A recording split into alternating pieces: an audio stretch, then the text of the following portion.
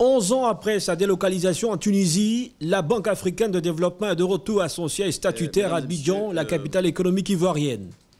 Le président de la première institution financière du continent africain a salué l'entière coopération des autorités ivoiriennes pour ce retour définitif. Les conditions d'un retour sont-elles réunies?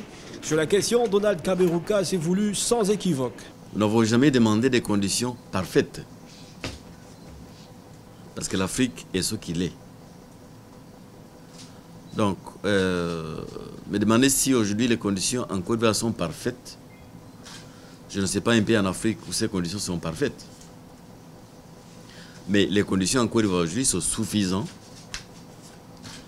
pour permettre à la banque de fonctionner normalement. Parce que la Côte d'Ivoire, pendant ces 10 années de crise, a beaucoup perdu. Je ne sais pas si les Ivoiriens font le calcul. Au moment où l'Afrique est décollée, donc pendant la décennie où l'Afrique décollait, où beaucoup de pays africains connaissaient de croissance à 10%, 9%, 8%, c'est là où la Côte d'Ivoire est entrée en récession. Donc il y a le travail à faire et nous sommes prêts à travailler avec vous. La situation de reprise économique de la Côte d'Ivoire n'a pas échappé à l'évaluation du patron de la BAD. Notre évaluation, c'est que l'évolution est très bonne et très positive. Si le pays continue avec cette évolution, je suis vraiment confiant.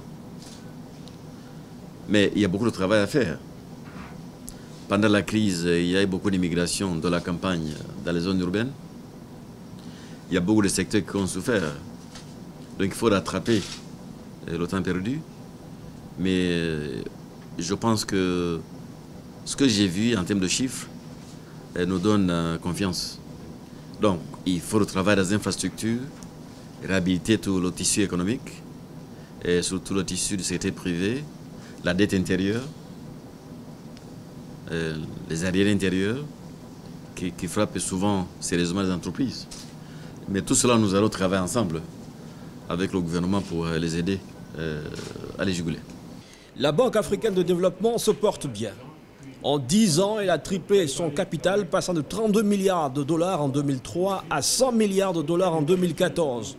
L'intégration régionale, le développement des infrastructures et l'appui au secteur privé restent les priorités de l'institution qui, lundi, a approuvé une subvention de 60 millions de dollars pour renforcer les systèmes de santé publique des pays touchés par la crise d'Ebola. Le 8 septembre prochain se tiendra le premier conseil d'administration marquant le retour officiel. Le cinquantenaire de l'institution est prévu en novembre prochain à Abidjan.